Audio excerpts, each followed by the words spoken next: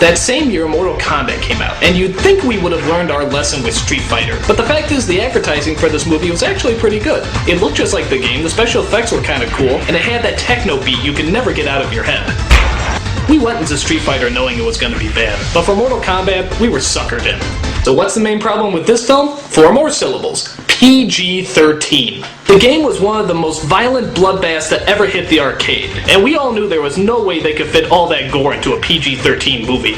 Which is a shame, because there's a lot of characters here that could use a good decapitation. Where do you get these guys? The story centers around 3 people. Johnny Cage, who makes his living as a pretentious actor, Sonya, who makes her living as a pouty FBI agent, and Liu Kang, who makes his living as a, Asian.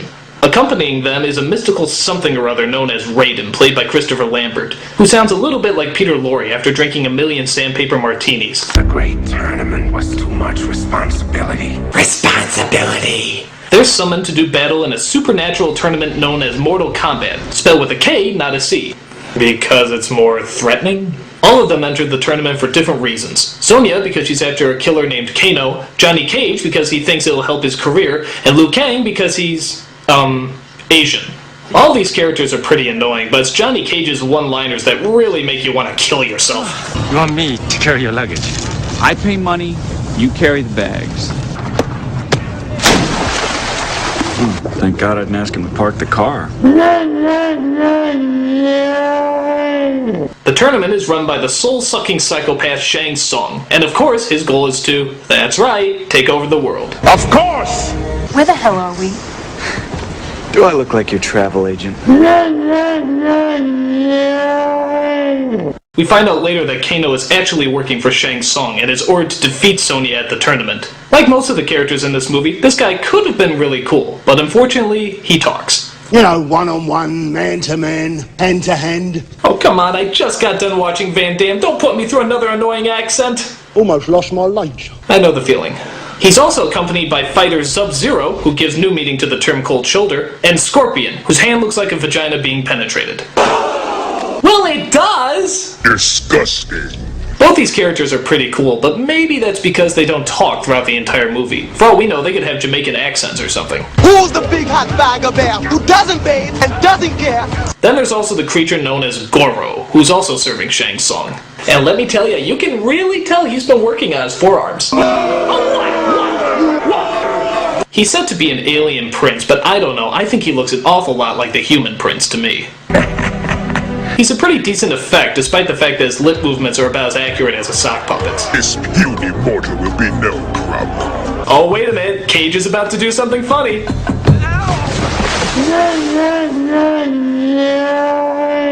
So Sonya defeats Kano, Liu Kang defeats this guy, Raiden croaks up some more advice, and Johnny Cage even manages to kill off Goro, which is an act of kindness after listening to his stupid one-liners. This is where you fall down. We also find out why Scorpion and Sub-Zero don't talk. Scorpion turns out is a fire-breathing skeleton, it happens, and Sub-Zero is too busy pulling energy from his crotch to defeat his enemies. Hey, if you had cold balls of fury like that, you wouldn't be talking much either. Exactly. After that, the film follows a pretty standard format. Someone fights, Raiden talks. Someone fights, Raiden talks. Someone fights, Raiden talks. So what exactly does he talk about? Well, I hope it's not something cliche like you must first face your fears if you were to conquer them. You must first face your fears if you are to conquer them. Fuck me, this is a dumb movie. Come to a little tournament, he said.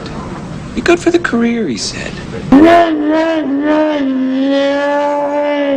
Later, we find that Shang Tsung kidnaps Sonya and forces her to fight him instead of Liu Kang. Oh, wait a minute, what happened to the brave and powerful Sonya? One second, she's this fearsome warrior, and all of a sudden you put her arm behind her back, and it's... Oh, save me, he's too strong. No!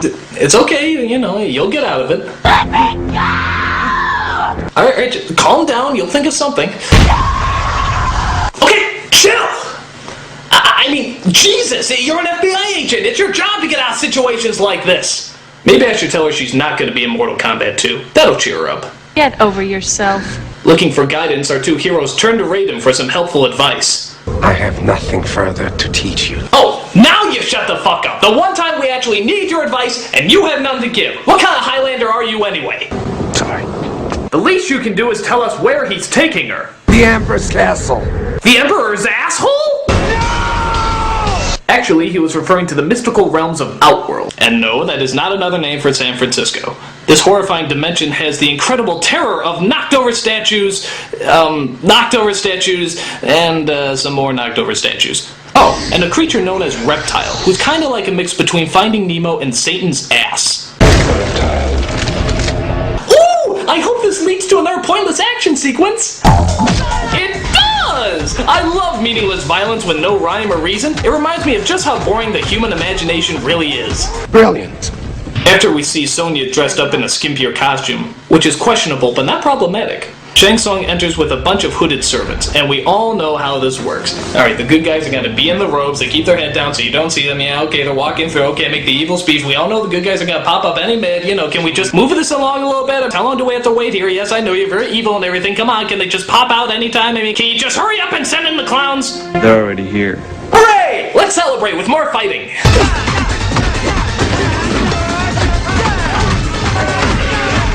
And how about another stupid Johnny Cage line? Nice dress. Okay, seriously, no more Johnny Cage jokes. I just can't shrug anymore. Enough! So Liu Kang defeats Shang Tsung, rescues Sonya, sets free all the little Casper goats, and they live happily ever after. Or do they? What is it? Emperor. You weak, pathetic fools. I've come for your souls. I don't think so. Well, I do. When the credits pop up, that means it's time to leave the theater and never look back at this horrible film as long as you live. Now granted, Mortal Kombat isn't quite as bad as Street Fighter, but that's kind of like saying being stabbed in the stomach isn't quite as bad as testicular torture.